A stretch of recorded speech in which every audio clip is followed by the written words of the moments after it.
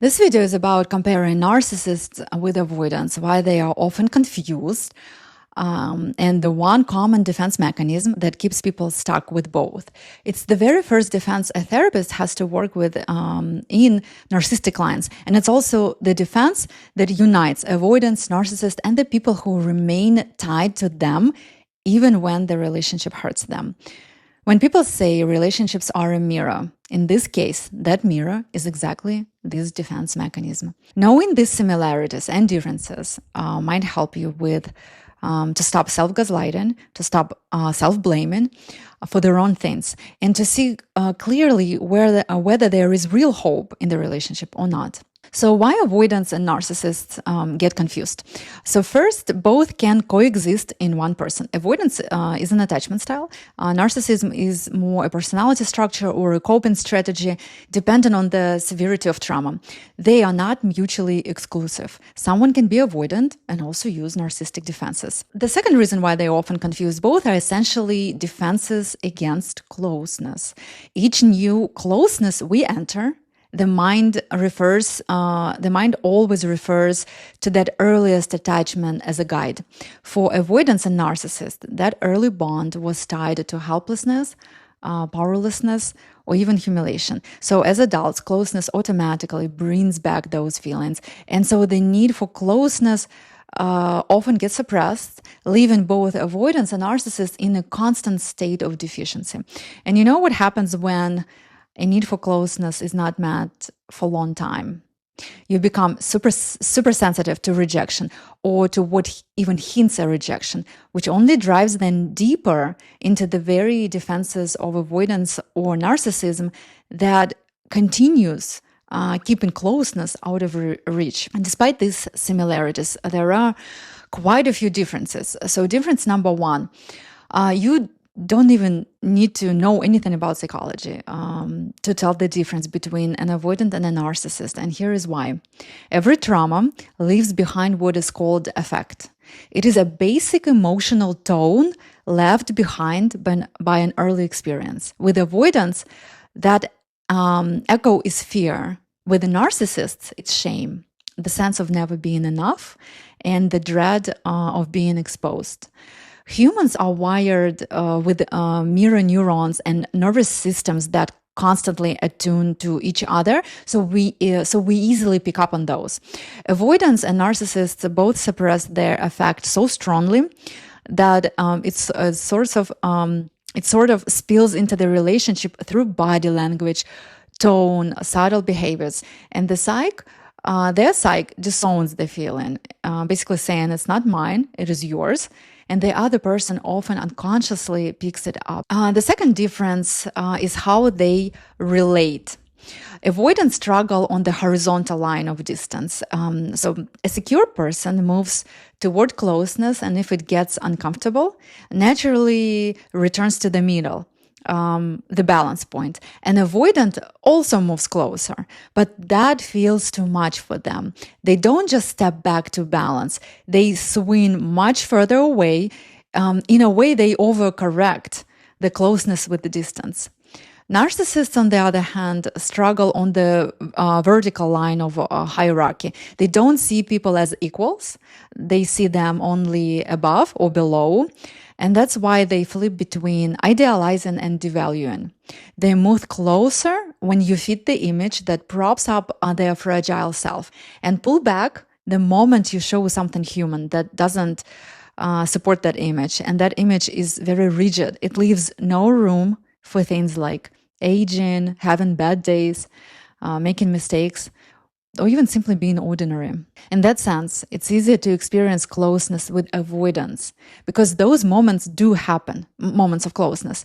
They are capable of seeing you for who you are and accepting you, even if they can't sustain it for long. With narcissists, it feels like distance all the time, even if they do not physically disappear, because they never truly see you for who you are. They are limited in joining you in your human experience. They either see you as an idealized image or as someone who needs to be changed to fit that image. The third difference is how both relate to idealization. Avoidance pull away the moment they sense you are putting them on a pedestal. To them, idealization feels like pressure, like a heavy set of unspoken expectations. They do carry expectations of themselves in relationships though it's usually unconsciously. Early on, they learned that closeness came up with pressure to give up freedom or meet impossible demands or risk disappointing someone. At least that's how it felt for them. As adults, they still carry that script. So the moment they feel close, they expect they'll have to perform or lose themselves. That's why they often rebel by pulling away before anyone even asks them for anything. Narcissists, in contrast, live on idealization. Admiration is their oxygen. But the second you threaten the image they are clinging to or they're trying to portray, they'll withdraw, devalue, or even attack. What matters most is not the connection itself. It's how you reflect the identity they are so desperate to believe in. The fourth difference is boundaries. Neither narcissists nor avoidants have boundaries. Avoidants do not have healthy boundaries. They have walls to compensate for fear of losing themselves in closeness. As children, they never fully learned, I can be connected and still separate. The point of closeness is to experience it while being separate without having to isolate yourself. For the avoidant, separateness is hard to achieve, so they isolate themselves. Narcissists blur boundaries in a different way. They treat others as extensions, especially their partners, as extensions of themselves, using relationships to reinforce the self-image they're trying to maintain. Once someone stops serving that function, they disconnect or discard or attack the person. I'm going to make a separate video on narcissism because right now this topic is really heavily demonized. But the truth is that we all use narcissistic defenses at times.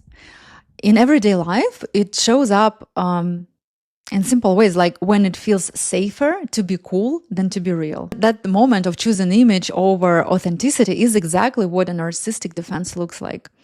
And here is something rarely talked about. Many people actually fall into what's called depressive narcissism. And just like anxious attachers are often drawn to avoidance, depressive narcissists are often drawn to grandiose narcissists. Depressive or vulnerable narcissism looks different. It's built on the same fragile self-esteem, but the defense falls inward instead of outward. They still see the world in narcissistic terms and too can be confused for anxious attachers or for avoidance. Knowing these differences and similarities by itself will not really take you far until you explore what gets triggered in you as a response to these dynamics. And there is one defense mechanism that almost always gets activated in such relationships, and it's the main reason people stay stuck even when their needs will never be noticed or satisfied. By the way, if you like this video, I think I forgot to mention, like, subscribe, comment, share. So this defense is called omnipotent control, and it is the leading defense for narcissists, even before idealization or devaluation.